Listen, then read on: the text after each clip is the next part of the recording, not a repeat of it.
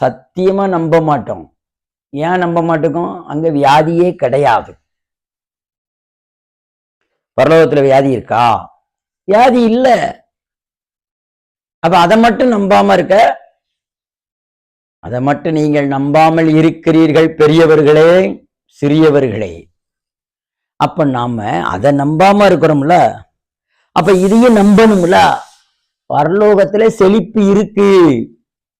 பரலோகத்துல செழிப்பு இருந்தது போல பூலோகத்துல தேவனுடைய சித்தத்தின்படி செழிப்பு இருக்கு. அது யாருக்காக? எனக்காக, அது நமக்காக, அது உங்களுக்காக, உங்கள் ஜெனரேஷனுக்காக, நம்முடைய தலைமுறைகளுக்காக இருக்கு என்பதை நாம் விசுவாசிக்க வேண்டும். பரலோகத்துல வியாதி இல்லைன்னு மட்டும் நம்ம விசுவாசிக்கிறோம். ஆனா பரலோகத்துல செழிப்பு இருக்கு என்பதை ஏன் விசுவாசிக்க மாட்டேங்கிறீங்க? அதே செழிப்பு பூலோகத்துல